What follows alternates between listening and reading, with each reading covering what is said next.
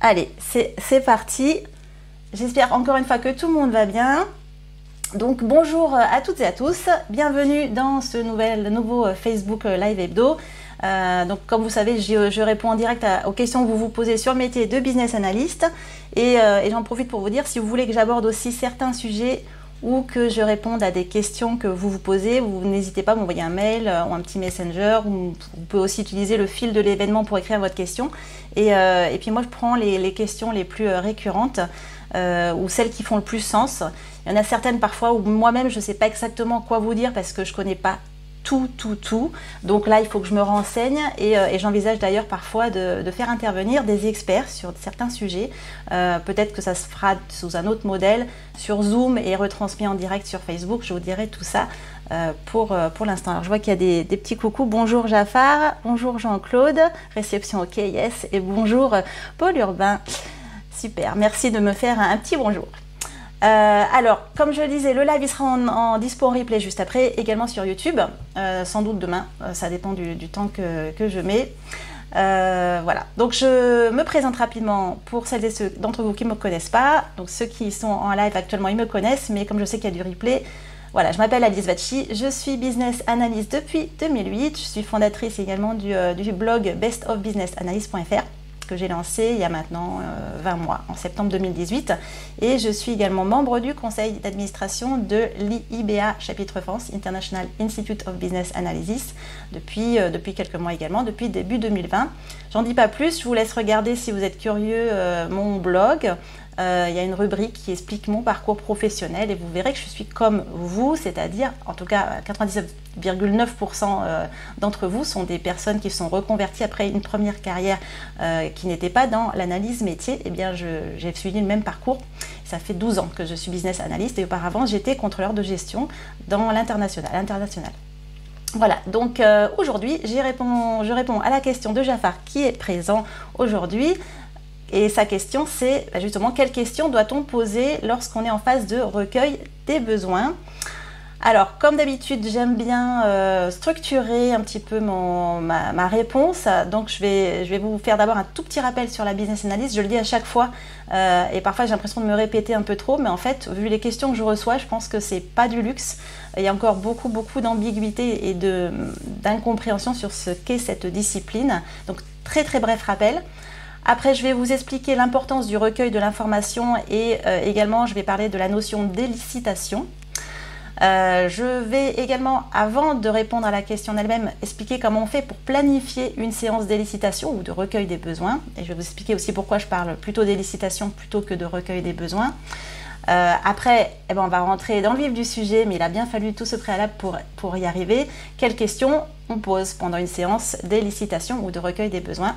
Et puis je vais vous donner quand même 7 erreurs classiques à éviter justement quand on pose des questions. Voilà, alors je regarde, tout va bien. Bonjour Soalia, bonjour Olay, bonjour, super. Alors, petit rappel sur la business analyse. Donc, vous savez que dès qu'il y a une organisation, alors entreprise ou administration publique, dès qu'il y a une organisation qui souhaite mettre en place en fait un changement ou qu'elle doit répondre à la nécessité de s'adapter à un changement, eh bien il est nécessaire de mener des activités de business analyse, donc en français analyse métier, c'est la même chose, qui permettent d'analyser, de recommander la meilleure solution possible et puis après de la définir précisément, de la tester et de la mettre en place. Alors, je vais vous donner des exemples parce que là, c'est une définition qui est encore un peu abrupte. Imaginez dans la téléphonie, il y a toujours des offres d'abonnement de téléphonie qui sortent tout le temps. Donc, il y a un lancement d'une offre concurrente et forcément, votre société qui est aussi dans la téléphonie, elle doit s'adapter. Et donc, elle va mettre en place une réponse à ce changement externe sous forme de peut-être une offre concurrente, peut-être ce que ça fera appel à une implémentation dans un système d'information et parfois pas. Parfois, c'est hors système d'information. Ça peut être aussi une nouvelle réglementation. Donc, le règlement sur la protection des données, le RGPD, a amené beaucoup d'entreprises à devoir y répondre parce que ça changeait totalement leur business model. Pour certaines, ça les a même fait complètement faire faillite. Il y a aussi les quotas de douane, par exemple, ça peut évoluer. Là, on sait que outre-Atlantique, Trump il menace souvent de changer les quotas douaniers. Ça impacte beaucoup d'entreprises qui sont à l'international. Donc pareil, besoin de changement, enfin plutôt nécessité de s'adapter à un changement externe. Récemment, évidemment, on est tous impactés par le Covid-19 avec énormément d'adaptations dans les entreprises pour continuer leur activité. Après, ça peut être une croissance externe d'une entreprise. Votre boîte, elle va racheter une autre boîte. Ça ne se fait pas comme ça. Derrière, il y a des systèmes d'information qui sont hétérogènes. Il y a des processus qui sont différents. Il y a une culture d'entreprise qui est différente. Donc ça, pareil, besoin de s'adapter et donc besoin d'analyse métier. Puis après, tout simplement, un nouveau chef, un nouveau PDG qui arrive avec envie d'implémenter sa stratégie à lui, de marquer son territoire, et puis simplement parce qu'il a des objectifs différents. Donc tout ça fait qu'il y ait une finalité ou pas de mettre en place un nouveau système d'information ou d'adapter le système d'information, eh bien, il y a besoin d'analystes métiers. Voilà, donc ça c'est pour resituer un petit peu la discipline de business analyse. Alors, c'est une discipline qui peut être réalisée par une personne dont le rôle est d'être business analyst, mais je pense notamment au projet de système d'information et des méthodes agiles. Il n'y a pas de rôle de business analyst, mais ces activités sont néanmoins réalisées par une ou plusieurs personnes dans le contexte agile. Voilà, alors, pour revenir à la question de Jafar, donc sa question c'est quelle question poser lorsqu'on est en phase de recueil de l'information. Donc, je voudrais d'abord faire un petit rappel sur ce que c'est que le recueil de l'information et ce que c'est que la notion d'élicitation. C'est un terme, franchement, que vous pouvez ne pas connaître et c'est normal. Moi, je ne le connaissais pas avant de me plonger dans le sujet il y a quelques années. Donc, l'information, déjà, il faut savoir que c'est le prérequis à toutes les activités de l'analyse métier. Pour analyser, pour recommander, pour définir, pour mettre en place, vous avez besoin d'informations, forcément. Pourquoi est-ce que moi je préfère utiliser la notion d'élicitation au recueil des besoins, donc puisque le recueil de l'information, ça peut être le recueil des besoins, mais ça peut être d'autres recueils d'informations, pas que les besoins, je vous expliquerai un petit peu plus tard. Alors pourquoi je préfère cette notion d'élicitation? Parce que pour moi, et pas que pour moi, hein, pour le schéma de certification IBA, International Institute of Business Analysis, c'est moins ambigu que de dire recueil. Un recueil, on a l'impression que c'est juste une liste. Vous listez sur un papier ou sur l'ordinateur ce qu'on vous dicte. Et voilà. Et en fait, l'élicitation, c'est beaucoup plus vaste. Il faut savoir que c'est un terme qui a été introduit par l'IBA justement, donc International Institute of Business Analysis, pour ceux qui ne connaissent pas ce schéma de certification à l'analyse métier. Et ça a été utilisé en lieu et place de collecte de l'information parce que justement, il y avait une ambiguïté sur le fait de collecter l'information et de ne faire que ça. En réalité, on ne fait pas que collecter auprès des contributeurs. C'est souvent une erreur que font les business analystes débutants. En réalité, on recueille une information exhaustive, fiable, vérifiée et consensuelle. Donc il n'y a pas que recueillir une information, il faut aussi s'assurer qu'elle est complète, qu'elle est fiable. Donc il y a beaucoup d'étapes de cross-checking, de vérification. Vérifier parce qu'une fois qu'on a élaboré tout notre compte-rendu, nos analyses, on va les faire vérifier par des subject matter experts ou par des personnes qui ont la capacité à vérifier la fiabilité de l'information. Et consensuelle parce que vous allez sans doute rencontrer des divergences d'opinion et d'attentes au niveau des besoins lorsqu'il y a un changement. Le service marketing aura peut-être un besoin particulier, le service comptable un autre. Si c'est des filiales différentes dans des pays différents, vous aurez aussi des besoins qui seront exprimés différemment. Et donc, vous, en tant que business analyst, vous allez devoir vous assurer que ce que vous allez collecter comme information va faire l'objet d'un consensus. Voilà pourquoi je préfère utiliser le terme d'élicitation. C'est un seul terme et qui regroupe toute cette notion, alors qu'encore une fois, recueil des besoins, ça donne l'impression que c'est une checklist et c'est beaucoup trop restreint à mon sens. Donc le business analyst, lui, il va éliciter pour recueillir les besoins métiers, bien sûr, préparer ses analyses, décrire les fonctionnalités du logiciel, etc., tout au long en fait d'un projet, qu'il soit de système d'information ou non. Il y a une activité d'élicitation. Toi, Jafar, dans ta question, tu parles spécifiquement de la phase d'élicitation des besoins métiers. Mais voilà, sachez que cette activité, elle est vraiment menée tout au long du projet et pas forcément pour l'élicitation des besoins métiers. Alors, ce point fait sur la notion d'élicitation, je vais aussi vous parler de la planification parce qu'on ne va pas commencer en entretien à poser ces questions dans n'importe quel sens. Ça se planifie et Pour la planifier, c'est une vraie activité qui est chronophage. Il faut vraiment la compter dans votre planification de l'analyse métier. C'est chronophage parce qu'il y a pas mal de critères en fait à prendre en compte pour ce faire.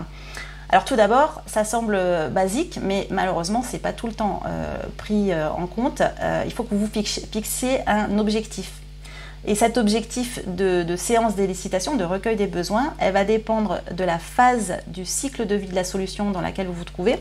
Si par exemple vous êtes en avant-projet, en phase de, on va dire, étude d'opportunité, vous n'allez pas du tout avoir le même objectif que si vous êtes en phase de collecte des exigences métiers, parce que vous êtes déjà en train, on va dire, vous êtes côté solution.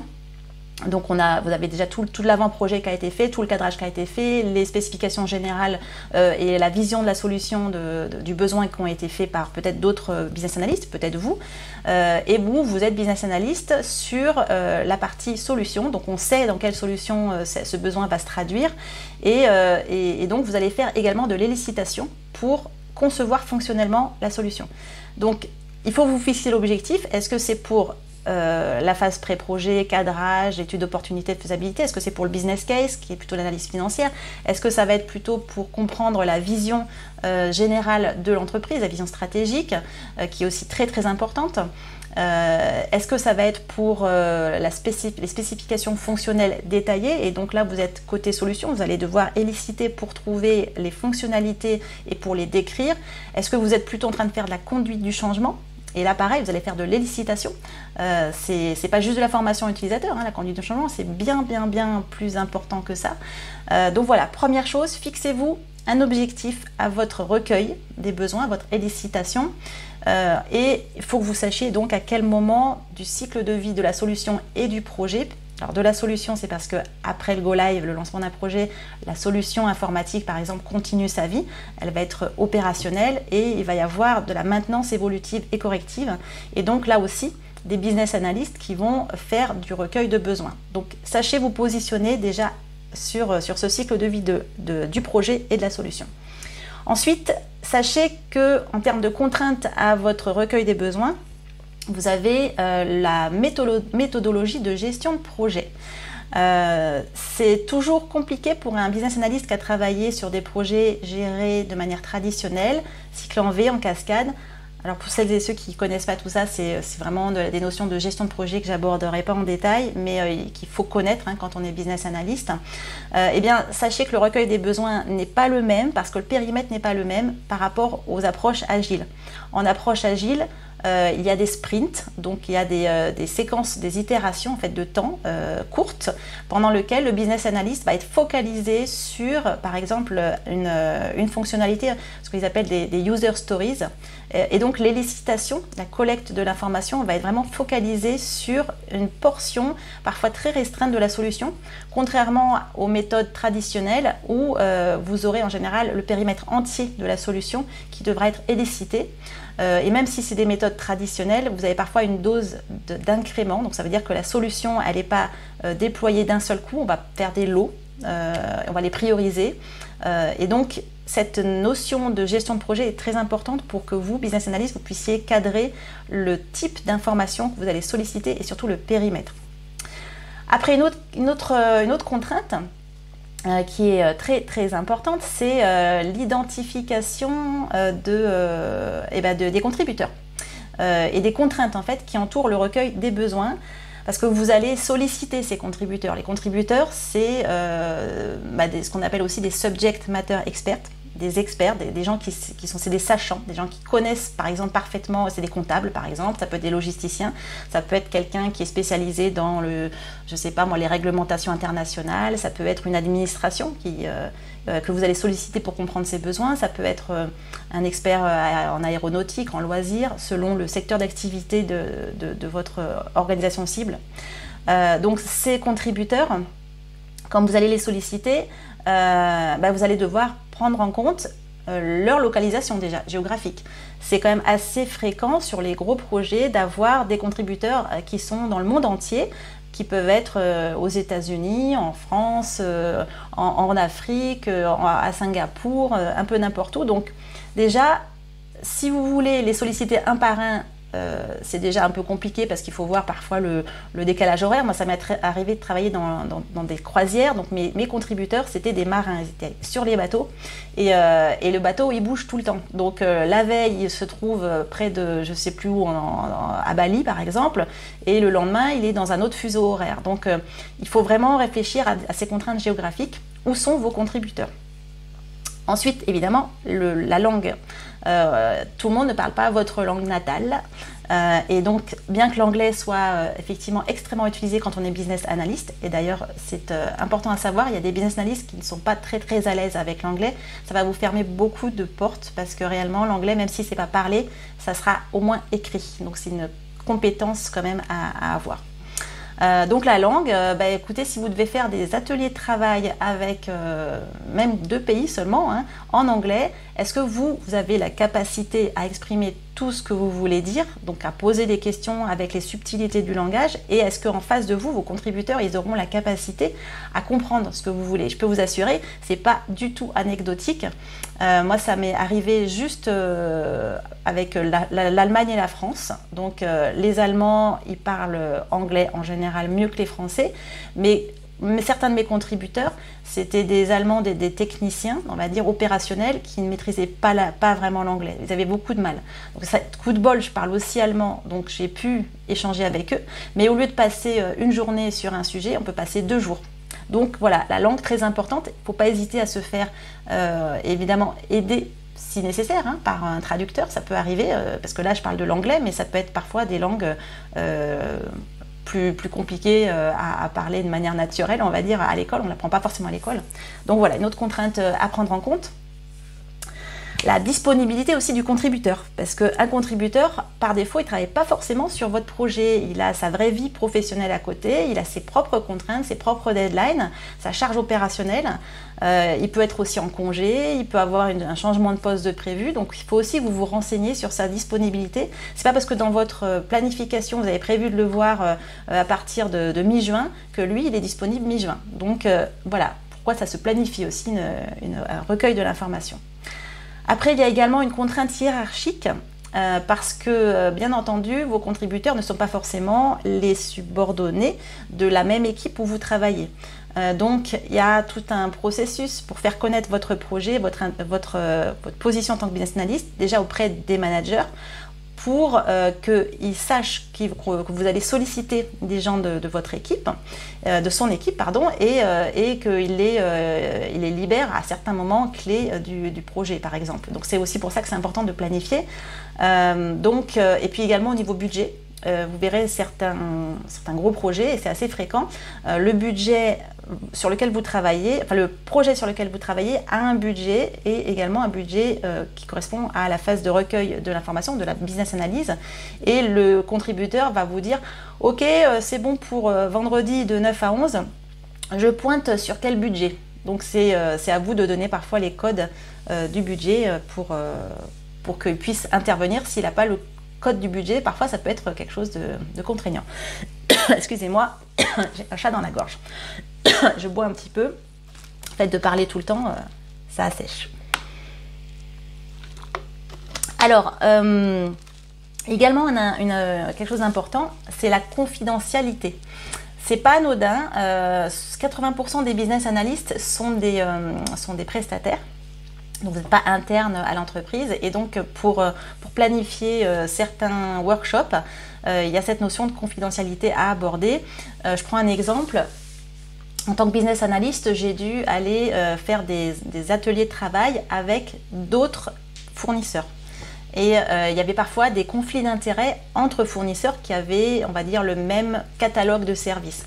Donc je ne pouvais pas aller voir tous les contributeurs parce qu'il y avait ces conflits d'intérêts qui m'empêchaient du coup d'aller les interviewer. Donc ça, c'est aussi une contrainte qui peut arriver. Et puis également, le profil du contributeur, c'est un peu lié, interne ou externe. Donc interne, le manager, un technicien opérationnel, externe, clients, fournisseurs, administration, ça peut être aussi vos contributeurs. Et sachez qu'en fonction de la manière dont vous allez recueillir le besoin, parfois vous serez en face à face, donc là il n'y a pas de problème, et parfois vous allez décider, parce que la technique s'y prête, parce que vous voulez faire appel à la créativité des contributeurs, vous allez faire par exemple des séances de design thinking, de brainstorming, et vous allez mettre dans une même salle des clients, des fournisseurs, des internes, des externes, etc. Donc tout ça, forcément, ça ne s'improvise pas. Il y a des informations qu'on peut délivrer et pas d'autres, et donc des questions qu'on peut poser et d'autres qu'on ne peut pas poser pendant la séance de recueil de l'information. Voilà, je regarde si vous êtes tous là. Hop, tout va bien. Je crois que Jafar, là, tu es en train de faire le maître de conférence, tu orientes ceux qui arrivent. Ok, alors, j'ai parlé des techniques, parce qu'effectivement, je ne vais pas les lister là, mais sachez qu'il y a plusieurs techniques pour mener à bien le recueil de l'information. La fameuse interview, c'est-à-dire souvent c'est du face-à-face. Vous êtes vraiment face à un contributeur et vous lui posez les questions que vous voulez. Vous avez aussi une technique qui s'appelle le job shadowing, observation du poste de travail. Là, vous vous mettez un peu dans la peau soit d'un stagiaire, soit d'un nouvel arrivant et vous êtes à côté du contributeur qui va faire son travail habituel et vous allez regarder comment il fait, vous allez également lui poser des questions pendant qu'il travaille pour capter vraiment ses tâches opérationnelles. Après, vous avez des visites sur le site d'un client, par exemple. Vous avez les fameux workshops, ateliers de travail, où là, c'est un groupe de personnes avec lesquelles vous allez interagir d'une autre manière. Donc, c'est encore une autre technique. J'ai parlé du design thinking, qui est une séance de brainstorming de créativité. Vous avez les sondages, vous avez évidemment la lecture de la documentation, le data mining, et il y en a énormément. Voilà, donc je passe sur ces contraintes, mais c'est avec toutes les contraintes déjà que vous aurez identifiées avant sur vos contributeurs, vous allez pouvoir identifier si par exemple un workshop est adapté ou pas. Je vous donne aussi un exemple que j'ai vécu. J'avais une vingtaine de personnes à interviewer sur la même thématique et le plus simple, ça aurait été un workshop. Parce que ça permettait de gagner aussi pas mal de temps. Sauf que j'avais plusieurs sites à l'international. Il fallait parler anglais, moi ça ne me pose aucun problème, et je savais que certains de mes contributeurs, ça leur posait problème. Et franchement, faire des workshops avec une super visio, un grand écran où tout le monde se voit, c'est bien dans la théorie, mais dans la pratique, c'est pas que c'est ingérable, c'est toujours gérable. Mais vous perdez énormément d'informations quand vous collectez l'information par visio, parce que déjà, vous n'avez pas tout ce qui est communication non verbale, parce que ceux qui ne sont pas dans votre salle et qui sont à distance, ils ne sont pas aussi attentifs que s'ils sont dans la même pièce, parce que vous avez tendance inconsciemment à favoriser les questions des gens qui sont dans votre salle, et donc les gens qui sont à distance, ils peuvent se sentir au bout d'un certain temps un petit peu oubliés entre guillemets, et puis c'est pas évident d'interrompre on va dire un workshop quand on est à distance, parce qu'il y a le décalage au niveau du son, de l'image, tout ce que vous voulez. Donc moi j'ai été amenée à découper en fait cette séance de workshop qui aurait été plus simple en plusieurs workshops, voire des interviews en face à face pour des gens qui étaient aussi des contributeurs mais seuls sur leur périmètre d'analyse. Donc voilà, choix de la meilleure technique possible. Il n'y a pas de meilleure technique. En fait, il y a des avantages et des inconvénients pour chacune d'entre elles. C'est à vous après de voir en fonction de vos contraintes laquelle est la plus appropriée. Alors, sachez aussi que l'élicitation, donc là, le recueil du besoin, s'il faut évidemment la planifier, en fait, elle peut s'improviser aussi pour des questions ponctuelles. Il ne faut pas que vous vous interdisiez d'appeler en direct un contributeur parce que quand vous relisez vos notes, par exemple, après un workshop, il y a des choses dont vous ne vous souvenez plus parce que vous avez quand même absorbé énormément d'informations, vous prenez des notes très très vite en général, il faut être, ou alors vous l'enregistrez, mais il y a des fois vous ne savez plus exactement ce que signifie telle thématique et vous avez besoin de l'éclaircir. Donc là, vous pouvez improviser une séance d'élicitation juste par téléphone, par chat, etc. Ça ne l'interdit pas. Vous pouvez aussi constater des trous dans la raquette quand vous relisez. Vous voyez que vous avez loupé des questions en interview, mais ça c'est normal. Franchement, c'est normal. L'élicitation, c'est itératif. C'est au début, vous ne connaissez pas le sujet, vous posez des questions très vastes, on va dire. Progressivement, vous allez être plus à l'aise avec l'information collectée, vous allez être capable de poser des questions un petit peu plus pointues. Ça va arriver progressivement. Ne croyez pas qu'on fait un recueil de besoins en une fois comme ça, en claquant des doigts, et hop, ça y est, on sait tout. C'est pas vrai, c'est itératif, progressif. Voilà, et puis aussi, moi j'aime bien, mais les licitations improvisées autour de la machine à café, en déjeunant le midi avec des contributeurs avec lesquels vous avez des atomes crochus, ça arrive souvent sur les projets, vous nouez des liens avec vos contributeurs. Et ça, j'en parle pourquoi? Parce que vous allez vous rendre compte que le recueil de besoins qualitatif, c'est à ce moment-là que vous allez l'avoir. C'est quand vous avez la capacité à sortir un peu de votre rôle et de votre costard cravate de consultant quand vous êtes externe et que vous êtes capable d'aller parler de la pluie, du beau temps, de la famille, etc. Et vous allez avoir un lien de confiance en fait qui va se nouer avec vos contributeurs et vous allez apprendre des tas de choses. C'est pas fait de manière volontaire. Je pense que c'est les soft skills du business analyst qui sont liés à l'empathie, à la communication. Et en fait, un bon business analyst qui sait être empathique et qui sait communiquer, et tout naturellement, il va faire du recueil d'informations et de besoins en dehors de ces séances qui sont planifiées. Voilà, donc encore une fois, planifiez, mais ne vous interdisez pas de faire de manière improvisée aussi du recueil d'informations. Ah voilà, alors 12h43, je savais que j'allais totalement exploser mon compteur, je vais me dépêcher. Alors, les questions à poser pendant une séance d'élicitation, Jafar, je te réponds enfin. Alors tout d'abord, il faut expliquer le contexte. Donc quand vous avez choisi votre séance d'élicitation avec toutes les contraintes que je vous ai expliquées, commencez toujours par expliquer à vos contributeurs le contexte et le périmètre exact de la séance. Parce que sinon, vous le savez peut-être, vous travaillez depuis des jours, des mois sur le même sujet, mais eux, vous les voyez une fois de temps en temps, ils n'ont pas votre connaissance du projet. Donc surtout, commencez par là avant de poser des questions. Ensuite, il faut poser des questions ouvertes en fait. Les questions ouvertes, c'est des questions qui ne nécessitent pas une réponse oui-non, par exemple, binaire. C'est des questions, par exemple, pourquoi, comment, quoi, décrivez-moi, dites-moi, que pensez-vous de telle chose, etc. Et en fait, si on doit retenir juste un seul terme, une seule question, c'est pourquoi. Il faut tout le temps approfondir. Et donc, il y a une technique qui s'appelle la technique des 5 pourquoi. J'ai fait un article dessus il y a quelques mois, ou même un an, plus d'un an. Allez regarder si vous êtes curieux. Mais c'est le fait de se dire, on pose une première question, pourquoi fais-tu ça? Parce que souvent, les contributeurs vont dire, ben voilà, pour faire telle chose, je fais ça. Ok. Et vous, business analyst, vous allez dire, ok, mais alors, pourquoi tu fais ça? Ah, bah parce qu'il y a une procédure qui dit ça. Ok, tu peux me montrer la procédure? Voilà. Et pourquoi la procédure te dit de faire ça? Je sais pas, on me l'a appris comme ça quand je suis arrivée. Ok, donc le fait de poser 5 pourquoi, en général, au 5e pourquoi, vous êtes arrivé à la root cause, à la cause racine. Donc c'est une technique qui est sympa. Donc, le pourquoi, c'est la première question, mais sinon, encore une fois, question ouverte. Si vous avez besoin de préciser, donc vous avez vraiment déblayé toute l'information avec vos questions ouvertes, mais il vous reste un doute, et c'est un doute binaire, oui, non. Il ne faut pas hésiter évidemment à poser des questions fermées pour être sûr de la réponse. Par contre, attention aux différences culturelles, j'ai pu en rencontrer. J'ai travaillé pendant quelques temps avec une équipe offshore en Inde. Et culturellement, en Inde, il est mal poli de dire non. Donc si tu leur demandes est-ce que tu peux me faire ça, me faire telle chose, ils vont te dire oui, oui, même si c'est non, parce que c'est pas poli.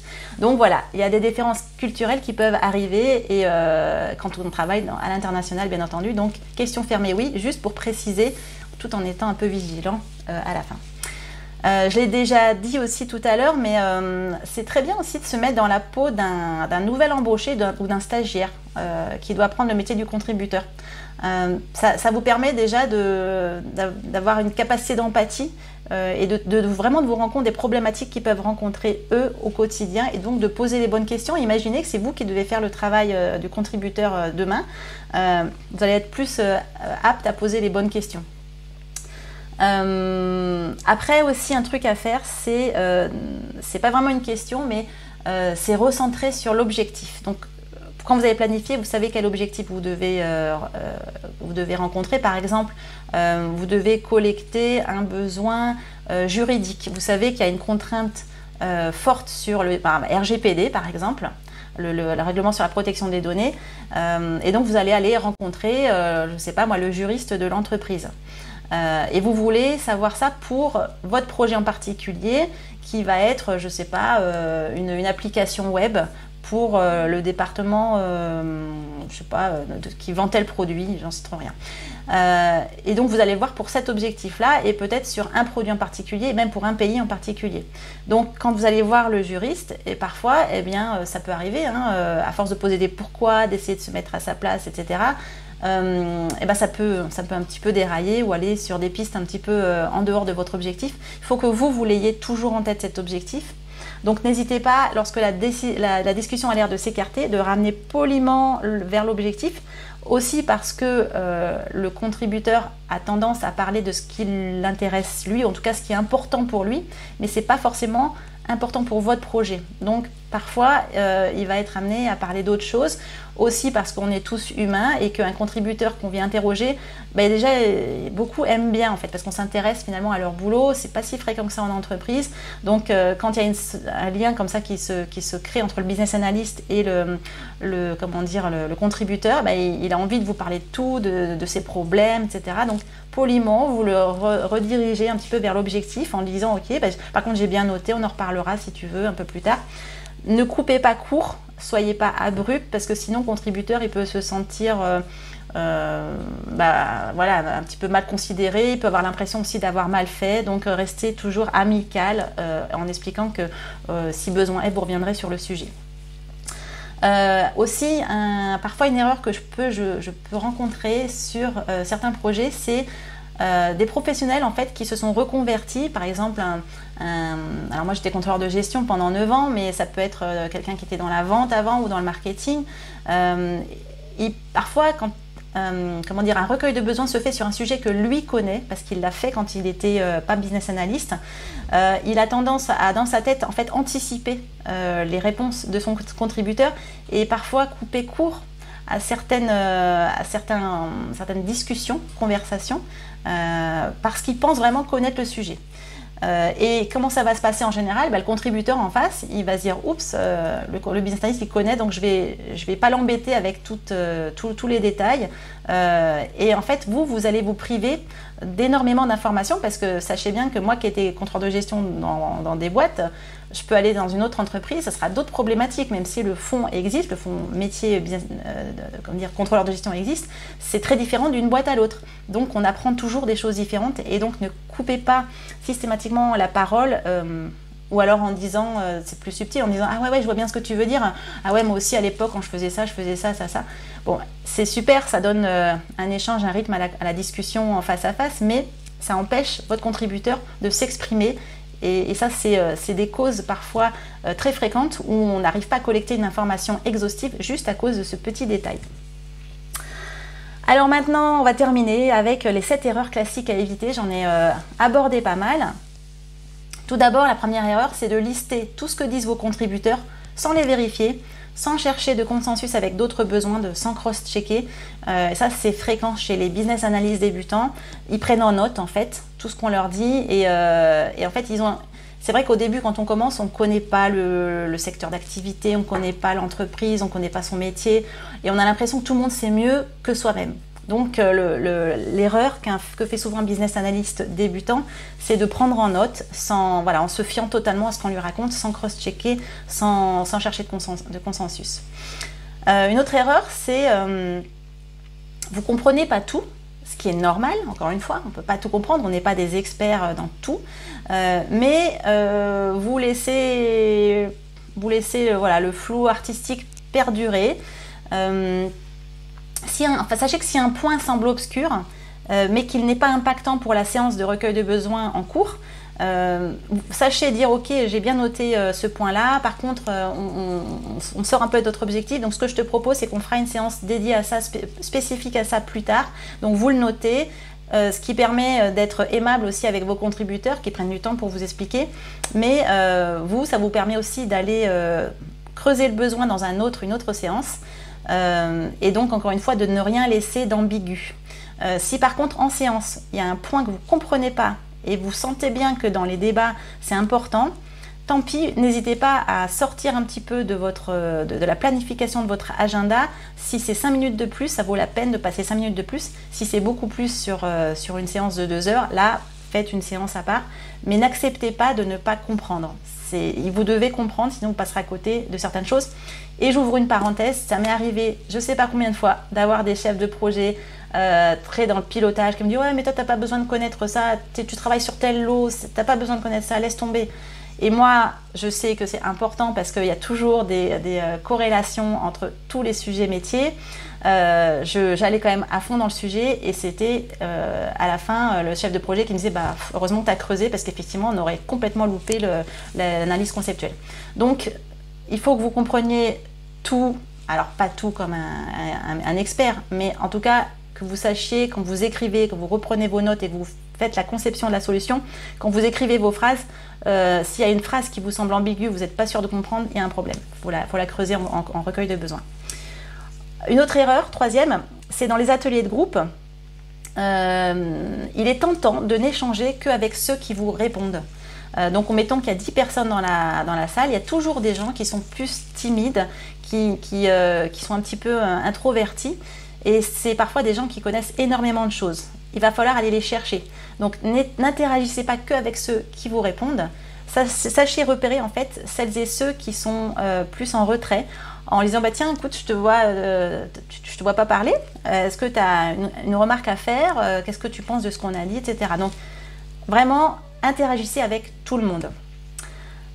Autre erreur, c'est ça j'en ai parlé, d'anticiper les réponses en pensant qu'on les connaît déjà, sauf si encore une fois c'est un contributeur qui vous a déjà parlé d'un sujet en particulier et qui le répète 20 fois, bon là vous le connaissez, mais encore une fois si votre propre expérience fait que vous pensez connaître, non, pas forcément, pas dans ce contexte précisément, donc méfiez-vous.